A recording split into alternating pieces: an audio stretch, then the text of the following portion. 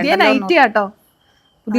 ഒന്ന് കഴുകി ശരിക്കും നിലത്ത് നോക്കിക്കോ. നമ്മുടെ അശ്രദ്ധ കൊണ്ടൊരു ആപത്ത് വരാൻ പാടില്ലല്ലോ. അതൊരിക്കലും ഇല്ല. ഇപ്പോഴേ മണം ഒഴുകിയെത്തി. ഞാൻ കരികിലയുടെ ഇടയ്ക്കെല്ലാം കിടന്നാൽ നമ്മൾ അറിയൂല. പക്ഷെ അപ്പൊ ഒരു പണിത് എനിക്കട്ടെ. കൊറേ പൊടിയുണ്ടല്ലേ. കുഞ്ഞോള് ഇവിടെ ഇല്ലാത്തോണ്ട് 15-ാം തീയതി വരുന്ന 10-ാം തീയതി 5-ാം തീയതി. കുഞ്ഞോളി ചേച്ചിയിലെ വേനൽക്കാലം ഭയങ്കര പൊടിയല്ലേ. ഇന്നലെ കാലത്ത് കഴിച്ചതാ. ജനലൊക്കെ നമ്മള് തുറന്നല്ലേ ആണ്. എന്നാ ചെയ്യണേ. പിന്നെ പൊടി മുറ്റത്തുനിന്ന് കയറും, മച്ചേല പൊടി ഇങ്ങനെയൊക്കെ ഉണ്ട്. മൊത്തത്തിൽ വേനൽക്കാലം അങ്ങനെയാണ്. പിന്നെ മരങ്ങളൊക്കെ ഉള്ളതുകൊണ്ട് നമുക്ക് ആശ്വാസം വച്ചു. വരണ്ട കാലാവസ്ഥയിലേക്ക് സ്വാഗതം. അതെ അതെ അതെ അതെ അതെ അതെ. ചില ഗ്രാമപഞ്ചായത്തിലേക്ക് സ്വാഗതവും കാണൂല പോണ വഴി. അത് ശരിയാ. അതുപോലെ തന്നെ വരണ്ട കാലാവസ്ഥയിലേക്കും അതിതീവ്ര ചൂടിലേക്കും സ്വാഗതം എല്ലാവർക്കും. ഞാൻ അടിച്ചു വാരി എടുക്കട്ടെ കേട്ടോ. കിടക്കണം പൊടി.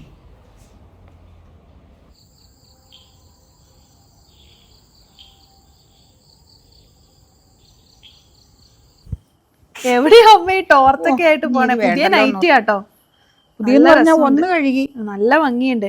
ആ ഗ്രേ കളർ ഞാൻ എന്റെ ഇഷ്ടത്തിന് എടുത്ത കളറാ. അതെ അതെ, നീ എടുത്ത മെറ്റീരിയൽ ആയത്.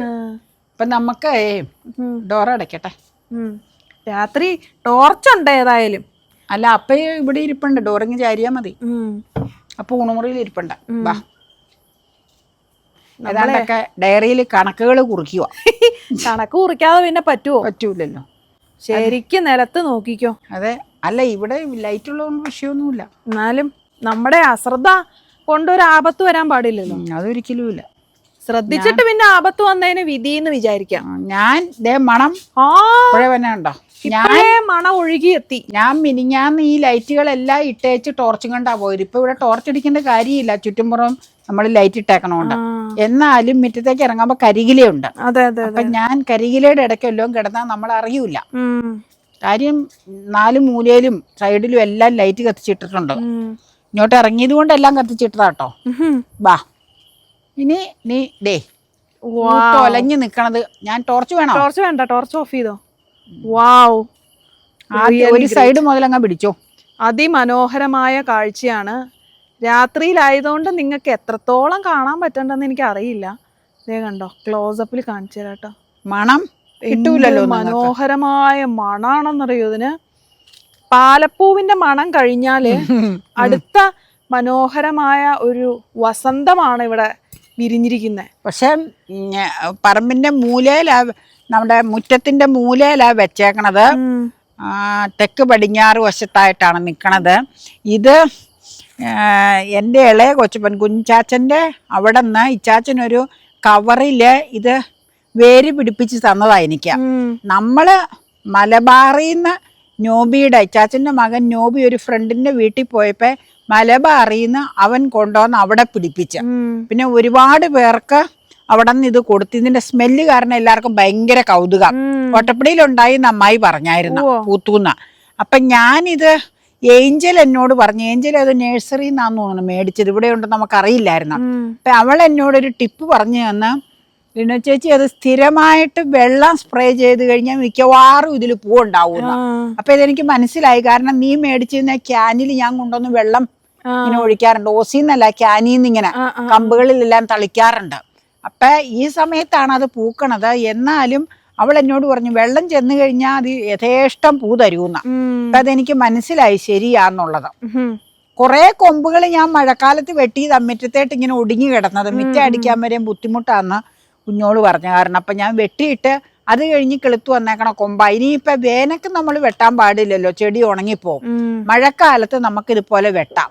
നിനക്ക് മണമുള്ളതാന്ന് പറഞ്ഞുകൊണ്ട് നീ പറഞ്ഞു നിന്റെ മുറിയുടെ ജനല് തുറക്കുമ്പോ മണം കിട്ടണോന്നും പറഞ്ഞാണ് ഈ മൂല കൊണ്ടുപോയി അന്ന് വെച്ചതാ. നല്ല സ്മെല്ലാ. നമ്മള് പാരിജാതം എന്നാ പറയണേ. പക്ഷെ നമ്മൾ പോസ്റ്റ് ഇട്ട് കഴിഞ്ഞപ്പോ പലരും പറഞ്ഞു ഇതിന്റെ പേര് രാത്രി മുല്ല എന്നാണെന്ന് പറഞ്ഞു. ആയിരിക്കാം, നമുക്കറിയില്ല. ചിലപ്പോ ആയിരിക്കാം, നമുക്ക് കൃത്യമായിട്ട് അറിയില്ല. നമ്മൾ പാരിജാതം എന്നാണ് മനസ്സിലാക്കിയത്. ഇപ്പൊ ചിലപ്പോ രാത്രി മുല്ല ആയിരിക്കും കേട്ടോ. എന്തായാലും നല്ല സ്മെല്ലാണ്, നല്ല മണം. ഞാനൊന്ന് മണക്കാം. അതിമനോഹരം.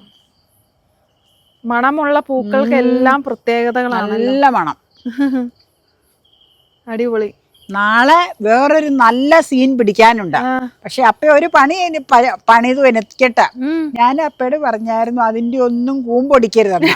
പക്ഷേ അപ്പ അതിന്റെ കണ്ണന്റെ കൂമ്പൊടിച്ചെങ്കിലും മുറ്റത്ത് നിന്ന് കണ്ണൻ വാഴ കൊലച്ചു. അതിന്റെ കൂമ്പൊക്കെ ഒടിക്കാറായില്ല. എന്നോട് പറയൂ കേട്ടോ. എന്നിട്ട് വൈകുന്നേരം ഇന്നലെ വന്നേച്ചു പറയും ഞാനത് മറന്നുപോയിരുന്നു. ചുമ്മാ പുഞ്ചിരിച്ചോണ്ട് പോയി.